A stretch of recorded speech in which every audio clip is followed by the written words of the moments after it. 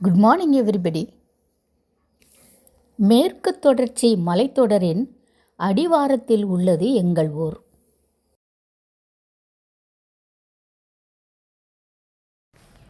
எங்கும் பல மரங்களும் மூலிகை செடிகளும் நிறைந்திருக்கும்.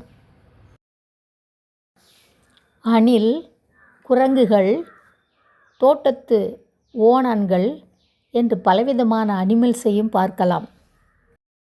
பறவைகளும் விலங்குகளும் இயற்கையின் ஒரு அம்சம் என்றாலும் சில சமயங்களில் நமக்கு அவை கேடு விளைவிக்கின்றன.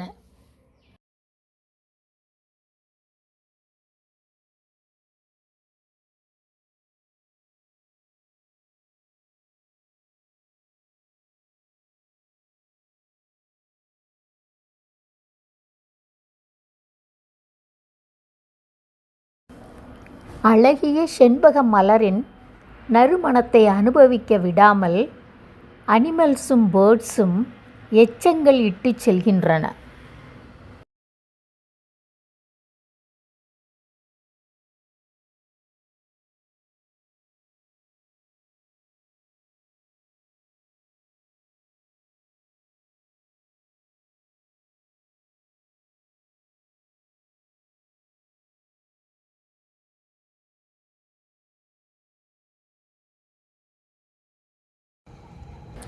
ஏசி அவுட்லெட்டில் கூட ஒரு விலங்கின் கழிவு காணப்படுகிறது.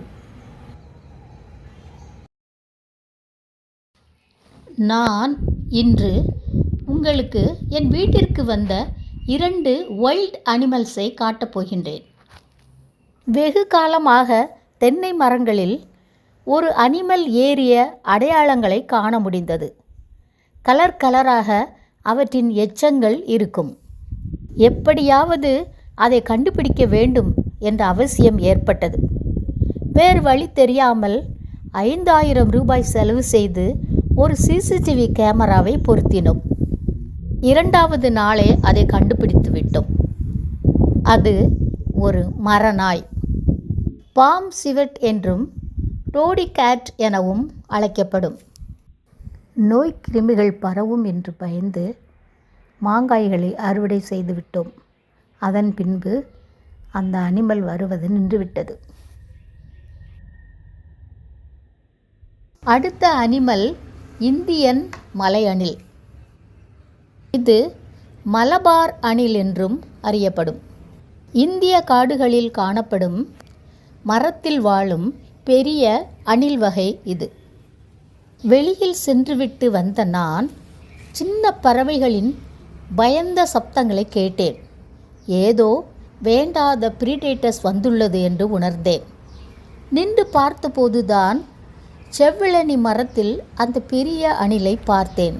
பொதுவாக கேரளா காடுகளில் பார்த்த அந்த அணிலை ஊருக்குள் பார்ப்பது ஆச்சரியமாக இருந்தது. பழங்கள்தான் அவற்றின் வருகைக்கு காரணம். 3 அடி நீளம் கொண்ட இந்த அணில் வகை மகாராஷ்டிராவின் மாநில விலங்கு ஆகும். வனவிலங்கு பாதுகாப்பு சட்டத்தின் கீழ் மிக உயர்ந்த பாதுகாப்பை பெற்றுள்ளது.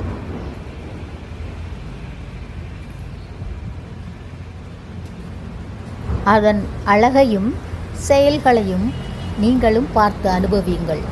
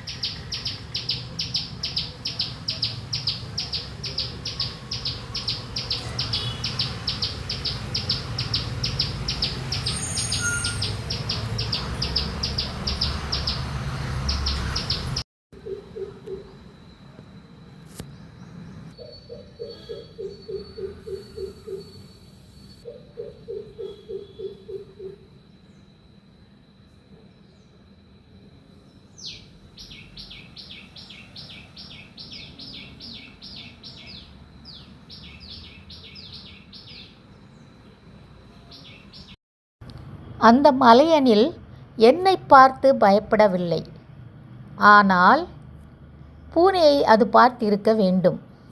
எனவே செவ்விளனி மரத்தில் ஏறுவதும் இறங்குவதும் ஓடுவதுமாக வெகு நேரம் அங்கேயே நின்றது.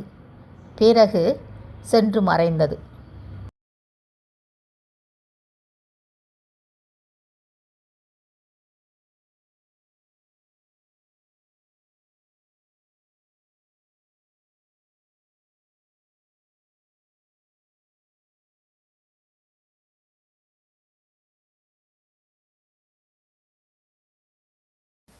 Thank you for watching.